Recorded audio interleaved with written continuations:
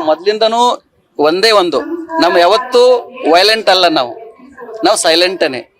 ಕಾರಣಾತ್ಮಕವಾಗಿ ಏನ್ ಮಾಡ್ಬೇಕು ಅದನ್ನ ನಾವು ಮಾಡ್ತಾ ಇದೀವಿ. ನಮ್ಮ ಮೊದ್ಲಿಂದನೂ ಒಂದೇ ಮಾತು ಹೇಳಿದೀವಿ. ನಾವು ಮೊದ್ಲಿಂದನೂ ಒಂದೇ ಒಂದು ನಮ್ಮ ಯಾವತ್ತೂ ವೈಲೆಂಟ್ ಅಲ್ಲ. ನಾವು ಸೈಲೆಂಟನೇ. ಕಾರಣಾತ್ಮಕವಾಗಿ ಏನ್ ಮಾಡ್ಬೇಕು ಅದನ್ನ ನಾವು ಮಾಡ್ತಾ ಇದೀವಿ. ನಮ್ಮ ಮೊದ್ಲಿಂದನೂ ಒಂದೇ ಮಾತು ಹೇಳಿದೀವಿ. ಒಂದು ಸರ್ಕಾರ ಯಾರೇ ಮೇಲೆ ಕೇಸ್ ಹಾಕಿರ್ಲಿ ಆ ಕೇಸ್ಗಳನ್ನ ಸರ್ಕಾರ ವಾಪಸ್ ತೆಗೆದುಕೊಳ್ಳಬೇಕು. ಎಲ್ಲರೂ ಕೂಡ ಅಲ್ಲಿ ಯಾರು ಕೂಡ ಸರ್ಕಾರಕ್ಕೆ ಕೆಟ್ಟದ್ದು ಮಾಡ್ಬೇಕಂತ ಬಂದವರಲ್ಲ. ಯಾರು ಕೂಡ ಇದರಲ್ಲಿ ಕೆಲವರು ಮಾತ್ರ ತಮ್ಮ ರಾಜಕೀಯ ಬೇಳೆಯನ್ನು ಬೇಯಿಸೋ ಸಲುವಾಗಿನೇ ಇದನ್ನ ಮಾಡಿರಬಹುದು. ಸಮಾಜಕ್ಕೆ ಕಪ್ಪು ಚುಕ್ಕೆ ತರುವಂತ ಕೆಲಸ ಆಗಿರಬಹುದು ನಿನ್ನೆ. ಆದ್ರೆ ಸರ್ಕಾರ ನಿನ್ನೇನು ಯಾರ ಮೇಲೆ ಕೇಸ್ ಆಗಿದೆ ಆ ಕೇಸ್ಗಳನ್ನ ವಾಪಸ್ ತೆಗೆದುಕೋಬೇಕು ಮತ್ತು ಅವರಿಗೆ ಸೂಕ್ತವಾಗಿರುವಂತ ಚಿಕಿತ್ಸೆಯನ್ನು ಕೊಡಬೇಕು. ಅದು ಒಂದು ಸರ್ಕಾರ ಯಾರೇ ಮೇಲೆ ಕೇಸ್ ಹಾಕಿರಲಿ ಆ ಕೇಸ್ಗಳನ್ನ ಸರ್ಕಾರ ವಾಪಸ್ ತೆಗೆದುಕೊಳ್ಳಬೇಕು. ಎಲ್ಲರೂ ಕೂಡ ಅಲ್ಲಿ ಯಾರು ಕೂಡ ಸರ್ಕಾರಕ್ಕೆ ಕೆಟ್ಟದ್ದು ಮಾಡ್ಬೇಕಂತ ಬಂದವರಲ್ಲ. ಯಾರು ಕೂಡ ಇದರಲ್ಲಿ ಕೆಲವರು ಮಾತ್ರ ತಮ್ಮ ರಾಜಕೀಯ ಬೇಳೆಯನ್ನು ಬೇಯಿಸೋ ಸಲುವಾಗಿನೇ ಇದನ್ನ ಮಾಡಿರಬಹುದು. ಸಮಾಜಕ್ಕೆ ಕಪ್ಪು ಚುಕ್ಕೆ ತರುವಂತ ಕೆಲಸ ಆಗಿರಬಹುದು ನಿನ್ನೆ. ಆದ್ರೆ ಸರ್ಕಾರ ನಿನ್ನೇನು ಯಾರ ಮೇಲೆ ಕೇಸ್ ಆಗಿದೆ ಆ ಕೇಸ್ಗಳನ್ನ ವಾಪಸ್ ತೆಗೆದುಕೋಬೇಕು ಮತ್ತು ಅವರಿಗೆ ಸೂಕ್ತವಾಗಿರುವಂತ ಚಿಕಿತ್ಸೆಯನ್ನು ಕೊಡಬೇಕು. ಅದು ಸರ್ಕಾರದ ಅದೇ ಯಾರೇ ಆಗಿರಲಿ ಆ ರೀತಿ ಶಿಕ್ಷೆಯನ್ನ ಮಾಡಬಾರ್ದಾಗಿತ್ತು. ಆ ರೀತಿ ಲಾಠಿ ಚಾರ್ಜ್ ಮಾಡಿ ಅಮಾಯಕ ಪಂಚಮಸಾಲಿಗಳಿಗೆ ಗಾಯ ಆಗಿದೆ. ಜೊತೆಗೆ ಅದರ ಜೊತೆಗೆ ಪೊಲೀಸರು ಕೂಡ ಗಾಯ ಆಗಿದ್ದಾವೆ. ಇದಕ್ಕೆ ಯಾರು ಏನ್ ಮಾಡಿದ್ದಾರೆ ಸೂಕ್ತವಾಗಿರುವಂತ ತನಿಖೆ ಆಗಬೇಕು. ಯಾಕಂದ್ರೆ ನಮ್ಮ ಸಮುದಾಯದ ಜನಗಳು ತಾತ್ವಿಕರು ಸಮಾಜ ಪರವಾಗಿ ನಿರಂತರವಾಗಿ ಹೋರಾಟ ನಡೀತಾ ಇದೆ ಕಳೆದ 4 ವರ್ಷಗಳಿಂದ. ಆ ಭಾಗದಲ್ಲಿ ನಿನ್ನೆ ನಡೆದಂತ ಈ ಹೋರಾಟದಲ್ಲಿ ಯಾರೋ ಕಿಡಿಗೇಡಿಗಳು ಕಲ್ಲು ಮತ್ತು ಪಾದರಕ್ಷೆನ ತೂರಿ ಆ ಇಡೀ ಘಟನೆಗೆ ಅತ್ಯಂತ ನಮಗೆ ನೋವು ಉಂಟಾಗಿದೆ. ಸರ್ಕಾರ ಅದಕ್ಕೆ ಕಾರಣಕರ್ತರಾದವರಿಗೆ ತನಿಖೆ ಮಾಡಿ ಅವ್ರಿಗೆ ಸೂಕ್ತವಾಗಿರುವಂತ ಶಿಕ್ಷೆಯನ್ನು ನೀಡಬೇಕಂತ ಸರ್ಕಾರಕ್ಕೆ ನಾವು ಆಗ್ರಹವನ್ನ ಮಾಡ್ತೇವೆ. ಒಂದು ಸರ್ಕಾರ ಯಾರೇ ಮೇಲೆ ಕೇಸ್ ಹಾಕಿರಲಿ ಆ ಕೇಸ್ಗಳನ್ನ ಸರ್ಕಾರ ವಾಪಸ್ ತೆಗೆದುಕೊಳ್ಳಬೇಕು. ಎಲ್ಲರೂ ಕೂಡ ಅಲ್ಲಿ ಯಾರು ಕೂಡ ಸರ್ಕಾರಕ್ಕೆ ಕೆಟ್ಟದ್ದು ಮಾಡ್ಬೇಕಂತ ಬಂದವರಲ್ಲ. ಯಾರು ಕೂಡ ಇದರಲ್ಲಿ ಕೆಲವರು ಮಾತ್ರ ತಮ್ಮ ರಾಜಕೀಯ ಬೇಳೆಯನ್ನು ಬೇಯಿಸೋ ಸಲುವಾಗಿನೇ ಇದನ್ನ ಮಾಡಿರಬಹುದು.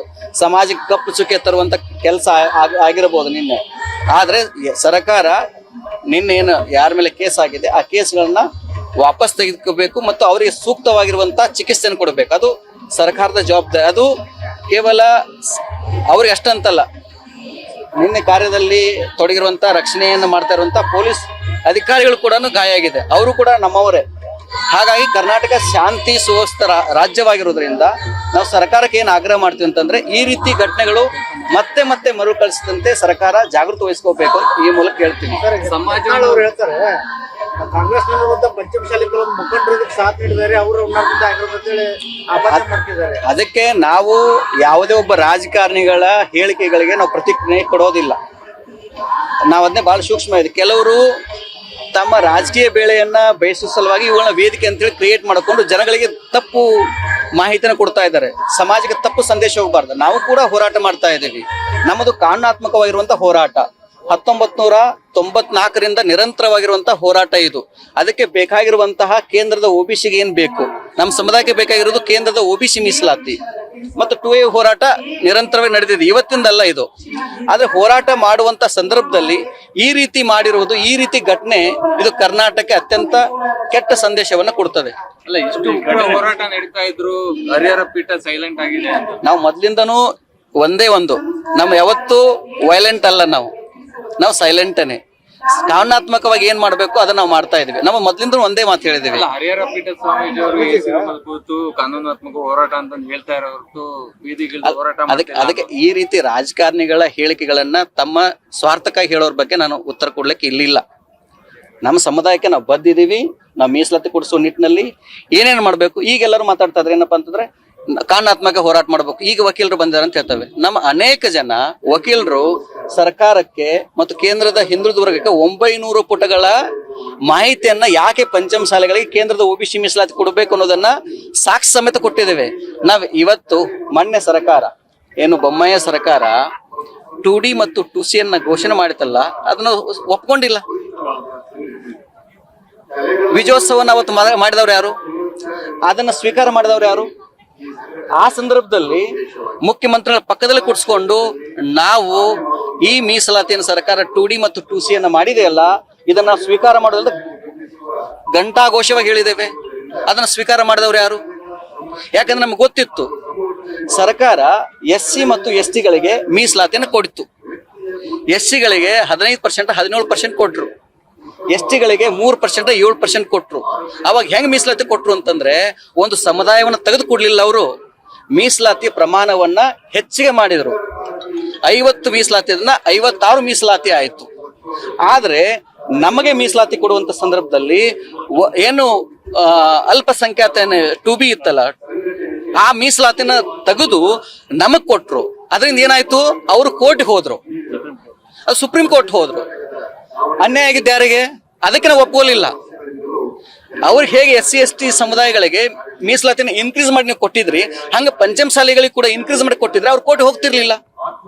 ಆ ಕೋರ್ಟ್ ಹೋದಾಗ ಮತ್ತೆ ಅದಕ್ಕೆ ಫಾಲೋ ಅಪ್ ಯಾರು ಮಾಡ್ತಾರೆ? ನಾವೇ ಮಾಡ್ತಾ ಇದೀವಿ. ಈಗ ನಮ್ಮ ವಕೀಲರು ಕಟ್ಟಿಕೊಂಡು ಯಾಕೆ ಹಂಗಾಯ್ತು ಅಂತೇಳಿ ಈಗ ಸುಪ್ರೀಂ ಕೋರ್ಟ್ ಹೋಗಿದ್ದಾರೆ. ಅದನ್ನೇ ಮೊನ್ನೆ ಮುಖ್ಯಮಂತ್ರಿಗಳು ಸದನದಲ್ಲಿ ಹೇಳಿದ್ರು ಅವರು. ಅದಕ್ಕೆ ನಾವು ಮುಖ್ಯಮಂತ್ರಿಗಳು ಏನ್ ಕೇಳ್ತೀವಿ ಅಂತಂದ್ರೆ, ನಮ್ಮ ಸಮುದಾಯಕ್ಕೆ ಮೀಸಲಾತಿ ಬೇಕೇ ಬೇಕು.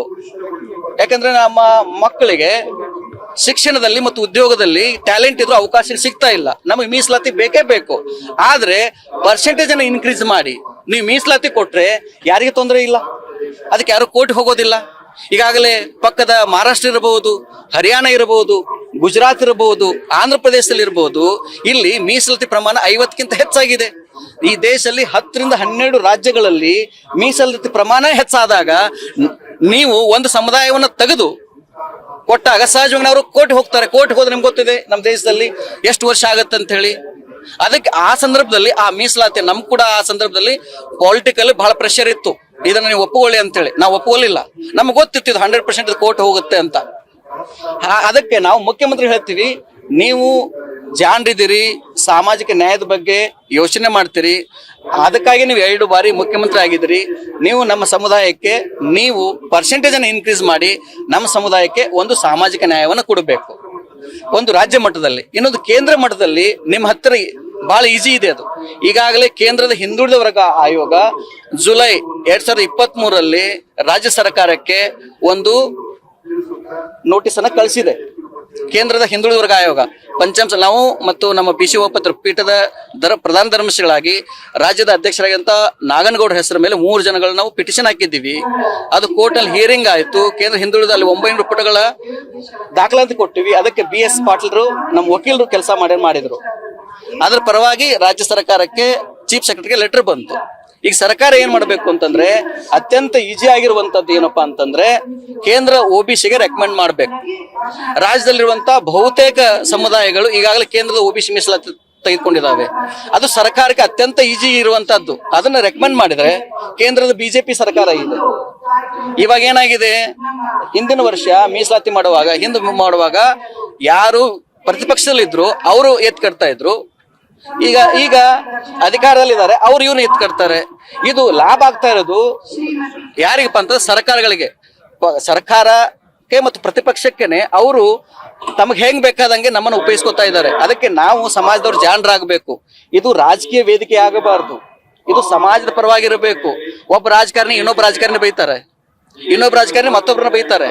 ಇದರಿಂದ ರಾಜಕೀಯ ತಮ್ಮ ಬೇಳೆಗಳನ್ನ ತಾವು ಲೀಡರ್ಗಳಾಗಲಿಕ್ಕೆ ಇವುಗಳನ್ನ ಉಪಯೋಗಿಸ್ಕೊತಿದ್ದಾರೆ. ಅದಕ್ಕೆ ನಾವು ನಮ್ಮ ಪೀಠದ ವತಿಯಿಂದ ಮೊದಲಿಂದ ಒಂದೇ ಹೇಳಿದೆ ಅಂತಂದ್ರೆ, ಇದು ರಾಜಕೀಯ ಏತರವಾಗಿರುವಂತಹ ಹೋರಾಟ ಆಗಬೇಕು. ಅವ್ರನ್ನ ಇವ್ರು ಬೈಯುದು, ಇವ್ರನ್ನ ಅವ್ರು ಬೈದು. ನಾನು ಮೀಡಿಯಾದವ್ರಿಗೆ ಹೇಳ್ತೀನಿ, ನಿಮ್ಮೆಲ್ಲಾ ಚಾನಲ್ಗಳಲ್ಲಿ ಯೂಟ್ಯೂಬ್ ಚಾನಲ್ ತೆಗೆದುಕೊಳ್ಳಿ. 2021 ಇಸ್ವಿಯಿಂದ ಇದು ಹೋರಾಟ ಆರಂಭವಾಯ್ತು. ಅವತ್ತು ಯಾರ್ಯಾರು ಏನ್ ಮಾತಾಡಿದ್ದಾರೆ, ಅವ್ರ ಮಾತುಗಳು ಇವತ್ತು ಏನಾಗಿದಾವೆ? ನಾವು ಸರ್ಕಾರ ಬಂದ್ರೆ 24 ತಾಸಿನಲ್ಲಿ ಕೊಡ್ತೀವಿ ಅಂತ ಹೇಳಿದವ್ರು ಯಾರು? ಅವತ್ತು ಆ ಸರ್ಕಾರ ವಿರೋಧವಾಗಿ ಮಾತಾಡಲಿಕ್ಕೆ ಪ್ರೇರಣೆ ಕೊಟ್ಟವ್ರು ಯಾರು? ಇವತ್ತು ಈ ಸರ್ಕಾರ ವಿರುದ್ಧ ಮಾತಾಡಲಿಕ್ಕೆ ಪ್ರೇರಣೆ ಕೊಡೋರು ಯಾರು? ಅಂದ್ರೆ ಎಲ್ಲರೂ ಅವ್ರವ್ರಿಗೆ ತಮಗೆ ಮೇರೆಗೆ ತಮಗೆ ಅನುಕೂಲ ತಕ್ಕ ಹಾಗೇನೆ ಸಮಾಜ ಹೋರಾಟಗಳನ್ನ ದಿಕ್ಕು ತಪ್ಪಿಸ್ತಾ ಇದ್ದಾರೆ. ಅದಕ್ಕೆ ಈ ಹೋರಾಟಗಳು ರಾಜಕೀಯ ಅತೀತವಾಗಿರೋದ್ರ ಮಾತ್ರ ಸಾಧ್ಯ. ನಾವು ಬದ್ರಿದ್ದೇವೆ ಸಮಾಜಕ್ಕೆ ಮೀಸಲಾತಿಯನ್ನು ಕೊಡಿಸ್ಲಿಕ್ಕೆ. ಅದಕ್ಕೆ ಸಮಾಜ ಜನಗಳು ಅಮಾಯಕರು ಈ ರೀತಿ ಪ್ರಚೋದನೆಗಳಿಗಾಗಿ ನಿಮ್ಮ ಕುಟುಂಬಗಳು ನಿಮ್ಮ ನಂಬ್ಕೊಂಡಿದ್ದಾವೆ, ನಿಮ್ಮ ಹೆಂಡ್ರು ಮಕ್ಕಳು. ಹಾಗಾಗಿ ಯಾವುದೇ ಒಂದು ಹೋರಾಟಕ್ಕೆ ಆಗ್ಬೇಕಾದ್ರೆ ಸಾತ್ವಿಕ ಹೋರಾಟ ಇರಲಿ. ಯಾವುದೇ ರೀತಿ ಕಾನೂನುಗಳನ್ನ ಕೈ ತೆಗೆದುಕೊಳ್ಳಕ್ಕೆ ಹೋಗ್ಬೇಡಿ. ನಾಳೆ ಕೇಸ್ ಆದ್ರೆ ನಾಳೆ ಸಫರ್ ಆಗೋರು ನೀವು. ಅದಕ್ಕೆ ನಾವು ಅದನ್ನ ಜವಾಬ್ದಾರಿ ತಗೋತೀವಿ. ಸಮಾಜಕ್ಕೆ ನಾವು ಮೀಸಲಾತಿ ಕೊಡೋ ಸಲುವಾಗಿನೇ ಪೀಠಾಧ್ಯಕ್ಷರಾಗಿರೋದು. ಆದ್ರೆ ನಾವು ಹೆಂಗೆ ಕೊಡೋದಿಲ್ಲ. ಅದಕ್ಕೆ ಜಾಣದಿಂದ ಕೊನೆಗೆ ನಿಲ್ಲೋದು ಯಾವ್ದಪ್ಪ? ಕಾನೂನೇ ಮಾತ್ರ ನಿಲ್ಲುವುದು, ಉಳಿದೆಲ್ಲವೂ ಮೌನವಾಗ್ತವೆ ಅಂತ ಹೇಳಿಕ್ಕೆ ಇಚ್ಛೆ ಪಡ್ತೇವೆ. ನಾಳೆ ರಸ್ತೆ ತಡೆ ರಾಜ್ಯದ ರಸ್ತೆ ತಡೆ ಘೋಷಣೆ ಮಾಡಿದಾಗ ಅದಕ್ಕೆ ನಾವ್ ಹೇಳಿದ್ವಿ ನಿನ್ನೆ ಒಂದು ಜಿಲ್ಲಾಡಳಿತ ಏನಿದೆ, SP, DC ಮತ್ತು ಕಮಿಷನರ್ ಹೇಳಿದ್ದಾರೆ, ಅವರು ಕಲ್ಲು ಮತ್ತು ಪಾದರಕ್ಷೆಯನ್ನ ಎಸೆದ್ರು, ಅದಕ್ಕೆ ನಾವು ಲಾಠಿ ಚಾರ್ಜ್ ಮಾಡಿದ್ವಿ ಅಂತ ಹೇಳಿದ್ರು. ಅವರು ಒಗದವ್ರು ಯಾರು? ಅಲ್ಲಿ ಪಂಚಾಂಶ ನಾವು ನಂಬುದು ನಮ್ಮ ಸಮಾಜ ಜನಗಳು ಹಂಗಲ್ಲ. ಇದಕ್ಕೆ ಯಾರೋ ಕಿಡಿಗೇಡಿಗಳು ಇದನ್ನ ಸಮಾಜಕ್ಕೆ ಕಪ್ಪು ಚುಕ್ಕೆ ತರುವಂತ ಕೆಲಸವನ್ನ ಮಾಡಿದ್ದಾರೆ. ಅದ್ರ ಬಗ್ಗೆ ಸರ್ಕಾರ ತನಿಖೆ ಮಾಡಬೇಕು. ಇದು ತನಿಖೆ ಆಗಬೇಕು. ಇದಕ್ಕೆ ಯಾರು ಕಲ್ಲು ಎಸೆದಿದ್ದಾರೆ, ಯಾಕಂದ್ರೆ ಈಗೆಲ್ಲ ವಿಡಿಯೋಗಳಿದಾವೆ, ಪ್ರತಿಯೊಂದು ರೆಕಾರ್ಡ್ ಆಗಿದೆ. ಅದ್ರ ಬಗ್ಗೆ ಕುಲಂಕುಷವಾಗಿ ಅದನ್ನ ನೋಡಿ ತನಿಖೆ ಮಾಡಿ ಅವ್ರಿಗೆ ಶಿಕ್ಷೆ ಆಗಬೇಕು. ನಮ್ಮ ಸಮಾಜಕ್ಕೆ ಕಳಂಕ ಬರಂಗ ಆಗಬಾರ್ದು. ನಾಳೆ ಎಲ್ಲ ರಾಜ್ಯಾದ್ಯಂತ ಹೋರಾಟಕ್ಕೆ ಕರೆ ಕೊಟ್ಟಿದ್ದಾರೆ ರಸ್ತೆ ತಡೆ ಮಾಡಕ್ಕೆ. ಅದ್ರ ಬಗ್ಗೆ ನನಗೆ ಸದ್ಯ ಮಾಹಿತಿ ಇಲ್ಲ. ಆದ್ರೆ ಹೋರಾಟವನ್ನ ನಾವು ಮಾಡಬೇಕು. ಆದ್ರೆ ಯಾವುದೇ ಅಹಿತಕರ ಘಟನೆ ಆಗದ ಹಾಗೆ ನಮ್ಮ ಹೋರಾಟ ಇರಬೇಕು. ಸಾತ್ವಿಕವಾಗಿ, ತಾತ್ವಿಕವಾಗಿ, ಸಾಮಾಜಿಕ ನ್ಯಾಯ ಸಲುವಾಗಿ ನಮ್ಮ ಹೋರಾಟ ಇರಬೇಕು. ಈಗಾಗಲೇ ಕಾನೂನು ಹೋರಾಟ ಮಾಡ್ತಾ ಇದ್ರಿ ಗುರುಗಳೇ, ಹೌದು. ಈ ರೀತಿ ಹೋರಾಟ ಬೇಕಾ ಅಂತ ನೋಡಿ,